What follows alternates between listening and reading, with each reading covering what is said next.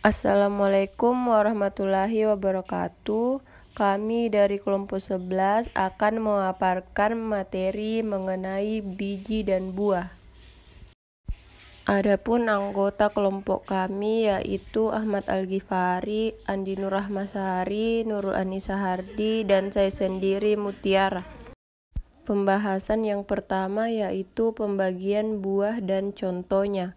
Yang pertama adalah buah sejati tunggal, yaitu buah yang terbentuk dari satu bunga dengan satu bakal buah dan berisi satu biji. Contohnya itu nanas dan mangga. Selanjutnya adalah buah agregat. Buah agregat adalah buah yang berasal dari bunga tunggal dengan banyak putik. Oleh karena itu, buah agregat adalah kelompok buah-buahan kecil. Contohnya serikaya, sirsak, dan stroberi. Yang terakhir, buah majemuk. Buah majemuk ialah buah yang berasal dari perbungaan yang tiap bunganya mengandung bakal buah. Dalam perkembangan selanjutnya, seluruh bakal buah bersatu membentuk satu buah. Contohnya itu anggur dan manggis. Selanjutnya adalah pembagian dinding pada buah. Buah terdiri dari bagian utama yaitu lapisan dinding buah dan biji. Dinding buah terdiri dari 3 lapisan yaitu eksokarp, lapisan paling luar biasanya disebut kulit buah. Lapisan ini mengandung pigmen yang menentukan warna buah.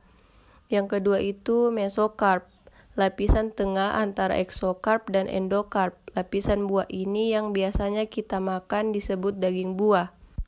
Dan yang ketiga itu endokarp, lapisan kulit paling dalam yang membungkus biji. Struktur biji. 1. Testa. Testa adalah selubung biji kuat yang berasal dari bakal biji.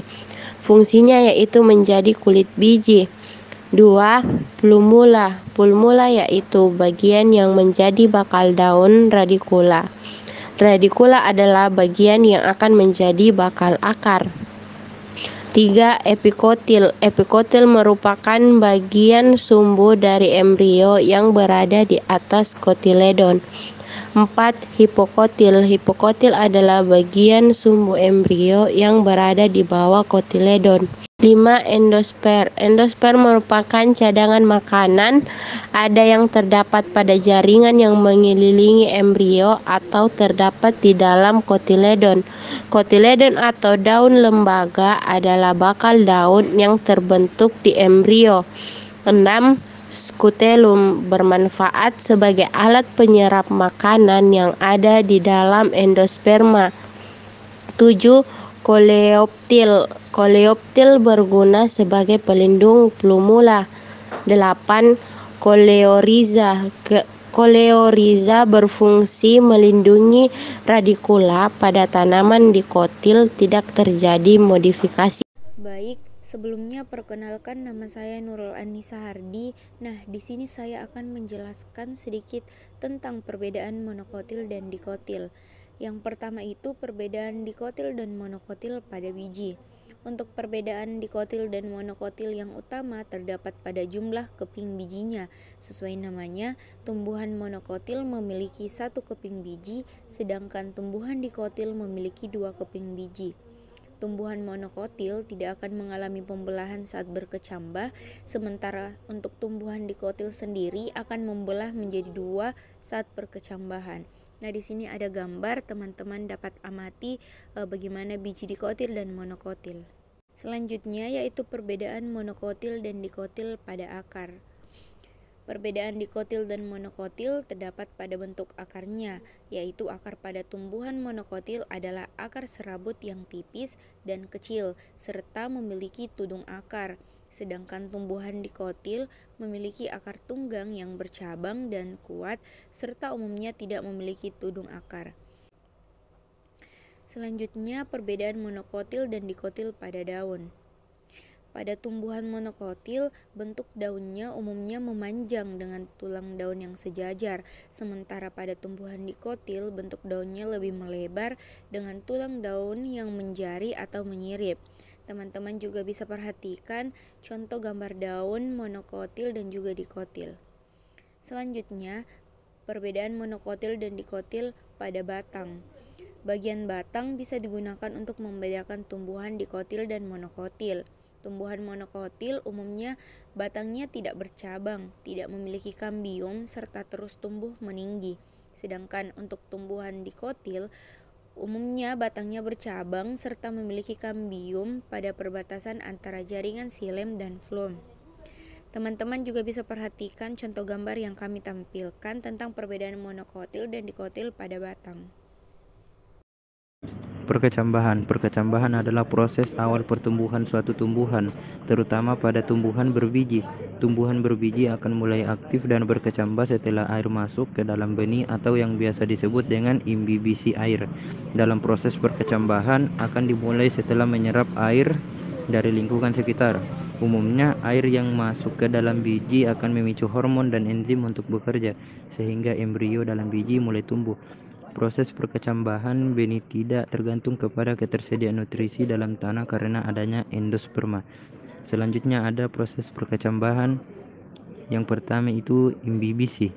Imbibisi merupakan proses masuknya air ke dalam benih untuk memicu dimulainya proses perkecambahan. Masuknya air ini bisa terjadi secara difusi maupun secara osmosis.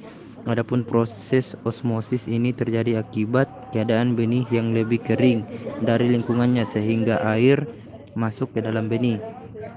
Selanjutnya pembentukan enzim. Air yang masuk akan memicu aktifnya hormon giberelin pada embrio. Nantinya hormon tersebut akan memicu sel-sel di lapisan aleuron memproduksi enzim amilase. Selanjutnya pemanjangan radikula. Pemanjangan sel radikula diikuti dengan munculnya radikula dan juga tumbuhnya kulit biji. Kemudian kecambah yang dihasilkan ini akan mengalami pertumbuhan primer. Selanjutnya ada tipe perkecambahan. Yang pertama, perkecambahan epigail terjadi ketika hipokotil memanjang yang mengakibatkan plumala atau calon daun dan kotiledon muncul ke permukaan tanah. Ketika kotiledon muncul ke permukaan tanah, memungkinkan kotiledon untuk berfotosintesis sebagai pengganti daun yang belum terbentuk. Kedua, perkecambahan hipogeal. Tipe perkecambahan ini ditandai dengan kotiledon biji tidak terangkat ketika berkecambah, sebab pada masa awal pertumbuhan embrio bagian epikotil tumbuh lebih panjang daripada hipokotil. Selanjutnya ada faktor perkecambahan. Ada beberapa faktor yang mempengaruhi proses perkecambahan, diantaranya air, oksigen, temperatur, dan cahaya. Baik, itulah tadi pemaparan materi dari kelompok kami. Bagi teman-teman yang ingin bertanya bisa melalui WA Group. Sekian dari kelompok kami, kurang dan lebihnya mohon dimaafkan. Wassalamualaikum warahmatullahi wabarakatuh.